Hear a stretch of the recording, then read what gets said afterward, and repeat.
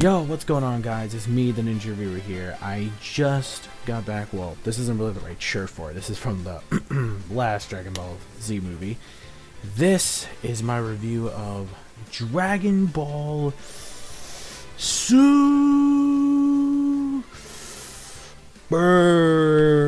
Dragon Ball Super Broly, the movie. Alright, so just got back from the theater not that long ago, and if you saw my Twitter post, I already saw the movie a lot earlier than expected, and I have a lot to say about Dragon Ball Super Broly. Okay, wow, okay. Overall, was the hype worth it for this movie? Because after so many months, so many little teaser trailers, which I did avoid, by the way, so I didn't want like any major spoilers, but you could blame YouTube for that, because their suggestion box, yeah, not really helpful at the moment. So I kind of already knew certain things that were kind of going to go on. Not too much, but like whatever it was that I kind of already knew, no, I mean, I didn't know how the movie was going to go, like how it was going to end, but I sort of saw like who or what is going to appear in the movie. So, you know, yeah, so that's why. So I kind of already knew that's better. But other than that, though, the hype, yes, was definitely worth it. Now, I will say the movie wasn't perfect. It wasn't. I mean, it's not perfect cell here. I can't give it the perfect cell rating. But overall, out of like any Dragon Ball or any Dragon Ball, whatever Z movie, Super, whatever, out of all of them, I have to say this is the best Dragon Ball Super movie, or just any Dragon Ball movie in general, a Dragon Ball film in general. One of the best I have seen in a very, very long time.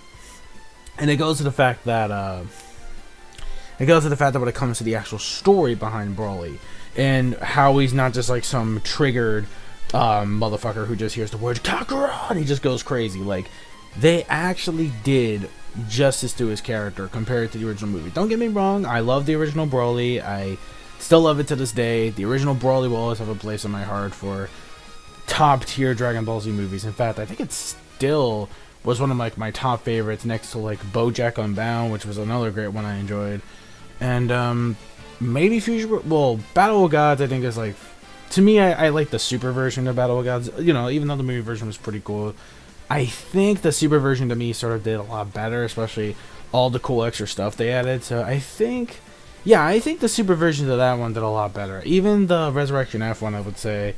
I mean, even though I still prefer the movie version, I went back and I realized there were some cool extra things they did add to it. Like, you know, the whole Frieza's training thing and whatnot. Speaking of which, by the way, now I will say this. If you come watching this video, you would know that this is a spoiler review of the actual movie. Or, like, I don't know, okay, I don't really know too much, like, you know, giving some actual spoilers for the actual movie. Like, I'll talk about the plot. I'm not going to go into depth like every single scene, nook and cranny possible. But I will say, I'll even spoil, the whole ending, exactly what I think of the ending of the movie, and what this means for the future of Dragon Ball Super and in Dragon Ball in general. So let's get started with that. So basically, the story is a reboot, obviously, of Broly, the introduction to Broly, except this time it's canon. It's not like the last movie or the very original movie where it wasn't canon. It was just a movie character and nothing else, and he was just in like video games, and that was it. This time he's an actual character in canon universe, because Akira Toriyama made it canon. And ever since we heard that Akira Toriyama made it canon, that's what made it so much better, because finally he is canon in the actual Dragon Ball Super universe. Although I really wish they would have mentioned some sort of similarities to Kale when they got to when we were talking about the Tournament of Power. Speaking of which, this movie does take place literally after the final episode of Dragon Ball Super, meaning it's right after the Tournament of Power stuff actually goes down. So, yeah, if you haven't, now the English dub version hasn't started the Tournament of Power yet. It's gonna start in the next couple of weeks, probably, depending. Yeah, I think in the next couple of weeks. I don't think we're gonna go on a break anytime soon, unless there's like no holidays or anything like that. Unless it's like a holiday, but hasn't happened yet. So, or maybe President's Day weekend. I don't think they really count President's Day week. It depends, I guess. So I know that's another holiday coming up, but I'm not so sure for next month. Anyways, but we all know the dub version starting soon, because I already got to the part where Frieza is going to join the squad. So we're definitely almost there, already starting in the dub. But I will tell you right now, if you haven't seen the Tournament of Power in the English sub, then you might as well, I hate to say this, you're going to have to go to the sub version, because it doesn't really spoil too much, but it spoils like the aftermath of the tournament, because you kind of figure out, well, you know, looks like things should be fine, and it's kind of predictable now that you'll know exactly what's going to happen, and there's not really any sense of danger for you to worry about. If you're a dub only, person, then you're going to be very confused on like how the Tournament of Power went down, like all the Ultra Instinct stuff that went down. I mean, of course they showed Jiren, that was cool. It showed many universes' strongest fighters. Of course, Jiren got to zoom in, even though Jiren was hype, but now he's not as almighty as he used to be. Not like this beautiful muscle golden child Broly. Oh my god. Anyways, no homo there. Anyway, so when it comes to the movie itself, we see that Broly is pretty much not even a villain or so-called villain. Like, the way they did his story was actually much better, because if you remember in the original Broly, it was just basically him just like crying so much that it disturbed Kakarot's power when he was a baby. Then of course he gets triggered by the word Kakarot, and obviously Broly is Broly the way he is. But this time it wasn't just that simple of an explanation, and this time around it was Paragus, because Paragus is the one that wanted to get revenge on, you know, the Saiyans, or he wanted to get revenge mainly at first at Frieza, but mainly at King Vegeta, because he wanted to get revenge at King Vegeta for disposing his son as an outcast due to he is a low-class warrior, you know, like kind of like Raditz, but more like Goku in a way, like kind of like how Goku was like low-class pretty much, considering in that timeline. So pretty much, and it's pretty much the same story. Actually, yeah, it's the same story as in the original. How basically, it's kind of like the same thing. How basically just back then, King Vegeta pretty much denied the whole thing about like he could be like a great asset, but he seems like he could be low class and blah blah blah. Until that time where it actually literally triggered Broly, and then, you know, he became who he is, like then he started to really hate the fact that his cry was so strong that I guess it made him jealous, and realized that he was leaps and bounds stronger. So that's basically what the whole gist does. But in this one, it's completely different. This time around, it has nothing to do with Goku and Kakarot being next to each other. No, Goku, or Kakarot, whatever, was sent to a different planet. But it was really nice to see a more bigger environment of the Saiyan world. That was really cool. I like the world building in this movie. Out of all the Dragon Ball movies, this had incredible world building, and I loved it. We actually got to see more of the Saiyan's home planet. We saw Goku's mom. Goku's mom has got it going on. Sorry, a lot of people were going for Goku's mom as bae, because honestly, not gonna lie, Goku's mom is kind of hot. Not gonna lie. I'm not gonna lie, Goku's mom in this movie was like, wow, damn. So you can obviously tell, and I guess you could tell that you get the kindness sign, you know, pretty much for his mother, even though he was hit with amnesia so when he went to Earth, but that's a whole different story. But anyway, so we see Goku's mom, and what happened is that he basically disagrees with Broly, with Bardock, on the fact that, you know, he shouldn't be sending him to a different planet, you know, he should stay here, we could raise him or go somewhere else. But it's like, no, because they're going to track us down with our scouters, there's no point, so we'll send him to a different planet where he can just learn instincts on his own or become stronger. And instead, what happened was that when he did that, he sent Goku obviously for the planet for Earth, where that's the planet where he was supposed to obviously be there to destroy or whatever, to conquer the war, not really more destroy, but to conquer the planet and sell in the near future once he got stronger as a warrior. But, you know, that of course didn't happen. And then of course we had the whole thing where Frieza pretty much obviously, you know, does his thing, he uses the ball thing, he just destroys the entire planet. I really felt so bad because the mother was really attached to, so I don't think it's the same girl as in the original Bardock episode special. I don't think it was. I think it's a different girl this time, which I was actually really like, what? So yeah. It was kind of weird though, like actually seeing like a different one. It's actually kind of weird. So yeah, so just seeing him as that was just like, wow. So I'm guessing it's probably a different one of that universe, which is probably my guess anyway. It probably is. I'm pretty sure.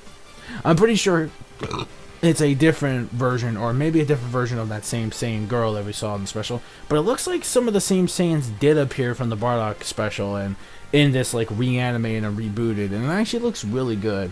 And again, the acting obviously was spot on, since it is the English dub, and the acting in this movie is just obviously spot on. Funimation did a very fantastic job, but I'll get to that in a little bit while. But yeah, pretty much that's the premise of the story, and then obviously Frieza destroys that home planet. Years on later, after, you know, the whole Tournament of Power thing, and we find out that Broly and Paragus, I keep calling Pegasus Paragus, he basically goes on a different planet, and he trains Broly. Instead of like in the movie, the original, how he had like a fucking planet thing or whatever it was, he had like his own planet, his own throne. This time around, there's nothing. He has no servants, no anything, no slaves that he used like in the original movie to create this fake planet Vegeta. None of that. This time he just had the planet, the wilderness, and his father, and to train. And that was it. That's all he had. That's all he had, literally. And I really felt so bad for Broly because he actually became a really likable. He became a really awesome, likable character because he had a pure. His heart was just as nice as Goku was, and you know you could tell they fall from the same branch because they were both, I guess, raised in the wilderness. So like as you could tell. But from what I could tell, though, I mean, he didn't seem like he was a really bad guy. In fact, Broly wasn't actually a villain in this. Obviously, the only someone you could call a villain who was actually trying to do something, or rather whatever, would have to be, I guess, Paragus. I guess Paragus, you can say, is the real villain because Paragus was the one that actually controlled Broly. He controlled his life. He was like, do as I say. This is what father wants. This is what you want. And I was like, yo, he's an asshole. Like, he's an asshole. Like, this dude is a straight up asshole. Like, literally, it's like, dude, just, oh my god, like, literally, he would find a way to control Broly. He would have some kind of shock therapy thing, like the collar thing that he has. Like, I don't think he had that in the original, right? No, he didn't. In the original, he had no shock collar thing or whatever. Basically, in this one, he does. He has like a collar, which made him look like a beast. He looked like a wild child, which I like that. That was actually really cool. And then, it was actually funny too when that whole thing happened, when they found out about like Goku's, when planet Vegeta was destroyed. And like, Nappa, I think, mentioned something about like Vegeta having a brother. I was like, I think I have one, but meh, it doesn't really matter. Like, that's so funny. I was really hoping like Team 4-Star can do it, and like one day that shit will be funny. Yo, that is savage. To what was it? Tarble, I think his name was. Table, whatever his name was, from that one special that they celebrated the anime's anniversary or something like that. I forget, but he was a character that not a lot of people, you know, kind of remember. Just saying, not everybody remembers that character. But, you know, hey, I mean, that was actually kind of irrelevant and pretty true and sad at the same time. So basically, you know, after that happens, Raditz is like, oh yeah, I did have a brother.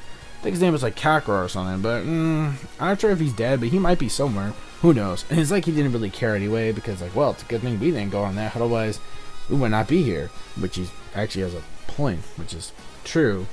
None of them will be here. We wouldn't have this whole Super Saiyan. It really does make you think. But anyways, yeah, so when it comes to, okay, so after we get all that, we get the present day. Obviously we have Goku and Vegeta doing the thing. Like I said, it takes place right after Dragon Ball Super. It takes place right after Dragon Ball Super.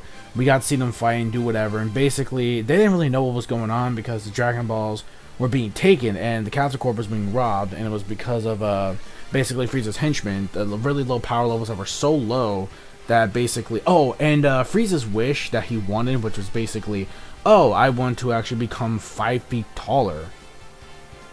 What? Obviously, I don't get what the point of was that wish. I'm like, why? Huh? That was like, what? Bro, what are you talking about, man? Like, what are you talking about? Frieza? Like, who gives a shit? You want to be 5 feet tall? Oh, so I can feel superior. Bullshit. Obviously, I mean, granted, I mean, it would be kind of cool to see like a more muscular, a golden purple Frieza. No, not purple, but like, so like, what the hell Frieza could possibly be at that point? But Regardless, though, I don't think Frieza could be just as strong as he is now. Unless he actually puts way more effort in and becomes stronger, then yeah. But I think he just likes doing what he does now, pretty much. And obviously, the Wish I found to be kind of lame in my opinion. I really did, because after all the, I mean, I think the whole I did like the whole immortality thing. It was kind of out of left field for Frieza. I mean, yeah, the whole immortality thing, okay, that would have been old. I will admit that. That would have been really, really old, in my personal opinion. But it's like, I would have been brought back to life. What's the whole point? Plus, immortality, it's like, why would I want to live forever? Because then, you know, just living forever will also be a punishment, just like I was back in Earth's Hell. So him actually just, just never dying, it's like, no, because I realized that would be kind of boring, because if you have an immortal body, like, what's the whole point? Especially if you lose a challenge or you're close to the death, what's the whole point? So I did like Frieza's ambition there. I really, really did. I mean, yeah, the other wish was kind of out of left field, kind of dumb, but it was kind of funny, though, I'm not gonna lie. That was actually a little comic relief from Frieza. I actually did sort of like that. But of course, Frieza was just being Frieza in this movie. Yo ho ho ho ho ho. By the way, Chris Harris, fantastic job once again. I'm so glad, after all the shit you've been going through for the past year with your surgeries that you have to do, I am really glad you're back into the business of voice acting. It's really good to see you back as Frieza, especially now for Tournament of Power. I can't wait to hear your role for the final arc on the Super anime for the Tournament of Power, which I'm really excited to watch in English dub again. So it really does put me back to that Dragon Ball mood once again. But anyways, when it comes to that in general, shout out to the voice actors, that was actually pretty clever. Not clever, kind of dumb, but it was kind of loud left field. And then of course they had to find the Dragon Ball in the actual snowy mountain region. Then while that's going on, oh yeah, the girl. Oh yeah, let's talk about fan service chick. I forgot about fan service chick, right? So we have the other girl, which is obviously green thickness, as I like to call her, green extra thick. That's basically what she is. I forget. Chili, I think her name is? Yeah, Chili. So Chili, pretty much, we have her, which aka people call her the Bardock's love interest, but I really didn't see that. But I guess you could sort of say that in a way. You can obviously tell that Chili actually did have some emotional connections with Broly, because you can obviously tell, it's like, yeah, like, you can obviously tell that she really did feel like sorry for him, that he has to pretty much live this kind of life where he just has to live by nothing but his father's rules day in and day out without having his own freedom, which really does kind of suck. And especially when it comes to her still in the electric shock thing, that was pretty cool. So I was actually glad. And it was really cool that Broly actually stood up for her at the bar scene with the drunk dude. That was actually really cool, and I love that. Bro, Broly in this movie, I would say, it's official. He has become a much better character than he was, and than he was in the original film. I say they definitely gave Broly heart when it comes to this. Like, it really, really did. So, yeah, and I like the way, especially how the movie ended as well. But we'll talk about that in a bit. So then we finally get to the scenes where Broly finally... Now let's talk about the stuff that actually matters now. Well, kind of matters if you don't really care too much about story as much in Dragon Ball, but I do in most things, including Dragon Ball. So, anything really that has a pretty solid story and a story that actually makes sense. And this story actually made more sense and much more better retconned compared to the original Broly movie. And this is why I am saying that I loved the direction story that they did for Broly. The story direction was just absolutely... wow, I love what they did here with Broly's character, and the story direction, especially with the past with Bardock, the more expansion on the Saiyans history, definitely speaks for words. I loved it overall. So now let's talk about the thing that a lot of people are craving, a lot of people why they really love this series in the first place, the action. Let's talk about the first fights when it comes to Vegeta and Broly. As what can I say? It's over the top, very top-notch quality stuff. Animation was really great. Seeing it on the big screen was different of seeing a movie this caliber compared to just watching it like on my TV or on my computer. It was a completely different experience. And I gotta say, when it comes to this movie, I'm not saying like a lot of fighting is bad. Or I'm not saying that the fight scenes are like terrible in this movie. I think the fight scene was clean. Oh man, the fights in this movie were absolutely phenomenal. I mean, seeing it on the big screen was pretty cool, even though it's just like I loved it. it's just like it's this intense roller coaster ride that you can't even catch up with. And I'm pretty sure we are going to be getting a director's cut. From what I heard, the Blu-ray version is getting one, but I don't know. It just seems like when it comes to like those atmospheres, when it comes to basically like the fights in general, again, they're top notch, can't complain, epic as hell, just absolutely loved it. Just beautiful quality crisp animation. It's obviously the same animation crews that did the Film Z stuff for One Piece Film Z, yeah, pretty much, and they did other stuff as well. They might have did 3D 2i as well, but I'm not so sure though. But anyways though, yeah, just the scenes in general were just absolutely just amazingly done. You know, we got from like Vegeta fighting against. Now the thing that they really explain is that Vegeta going Super Saiyan Red, Super Saiyan God, like regular Super Saiyan God. I'm guessing it's because from all the intense training he did after Dragon Ball Super, the anime ended, he might have did some kind of training that made him go out to Red, or maybe he kind of caught up to Goku around that time, where now they're neck and neck. So while they didn't really explain that, it is a movie after all, so they didn't really have time as much to explain it for this hour and 40-minute timeline. So yeah, so for an hour and 40 minutes, they had to do pretty much what they did, and I gotta say, it was really fleshed out well. You know, from the beginning, we had some nice, calm, you know, there were some fighting, don't get me wrong, but not too serious. Like the world building and the storyline, like everything leading up to the fights were just absolutely well done. Then when we get to the second half of the third fight, it just gets really intense. Just a shit ton of action all around. I almost thought myself having a headache just watching all that, but in a good way, because it was just so much going on screen. And holy shit, another one. It was like the DJ Khaled of like fight scenes. Another one. Another one. Another one. It was basically, it was insane, especially the final fight between Super Saiyan Blue Gogeta versus Broly's legendary Super Saiyan form. My god, just what a finale that fight was, man. Like, definitely when it comes to, and Whis fighting Broly was actually pretty funny. It was very comical, really. It was, but then again, Whis is an old powerful angel, so it makes sense on why he's over top of Broly. But then we had Frieza, which was getting his ass whooped, which he deserved it for doing a bullshit move about, oh look, I shot your father, now you could get angry and get more triggered. Because even though his father might have been like a dick most of the time, at least he had heart for his father, because after all, it is his flesh and blood, it is his dad. So it makes sense that why he had some heart. While maybe he lived a pretty like forced life, at least he had some heart for his actual old man, which actually was pretty good for his character. It's not like, oh yay, like he's actually gone, I always hated my old man. Like, if they went for that, that would have been like the old school Broly, and I wasn't gonna go for that. Thank God they changed the alternative, because otherwise, forget it. But anyways, yeah, so when they did that though, that was actually really cool that he still had some heart in him. And when he's more controlled, when he learns to control his power, he'll become a very valuable asset to Goku in the future, especially when it comes to the ending. Now let's talk about the actual ending to this. And I know this review's been going on for a pretty long time, but maybe like another like 5 minutes or so, so this video will be like 20-some minutes long.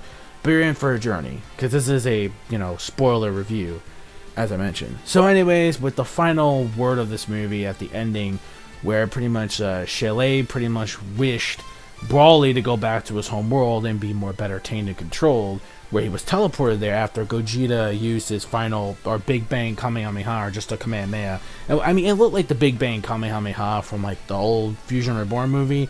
That's just my thing though. So after that, you'd think he just would have been killed off, but no. I love the fact that Broly just didn't die, because if he would have died, that kind of would have sucked.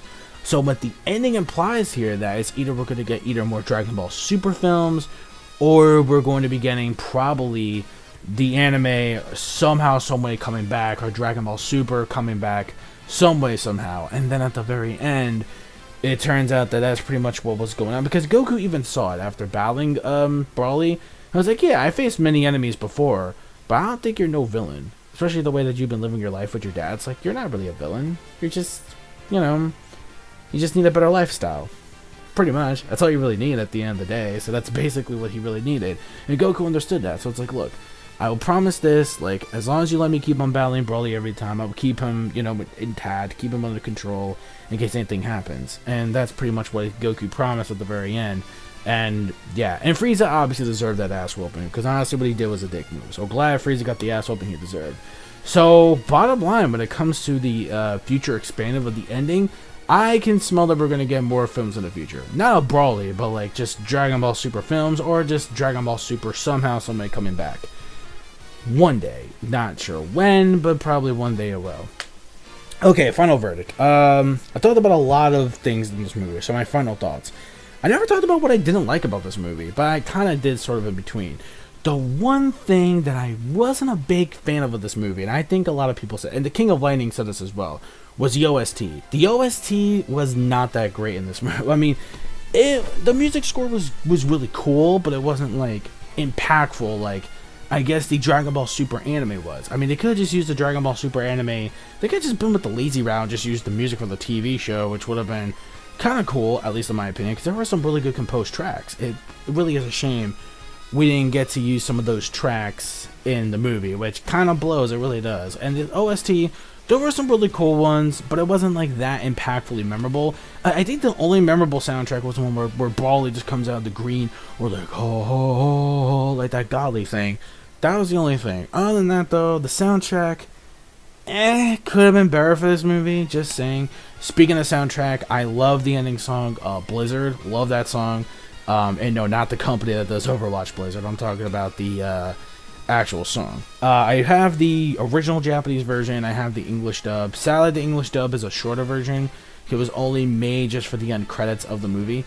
It's kind of like the same length. It's a little bit more shorter compared to the original version, but still good. You can't really hear what they're completely saying. And plus, the very end of the movie, when they actually had it at the credits, it didn't play that well. Like, I hear it, but you can barely hear the lyrics. The music quality sounded a little off. I think it was just in the theater I went to where the music quality sounded a little off. Hell, even the voices, like, it didn't get really loud until like the next 5 minutes of the movie. Then finally the voices got loud. I guess it's probably because of the time of day in the theater where I actually went to go see it. So yeah, the OST was one thing that's a negative for that. Would have to be the OST.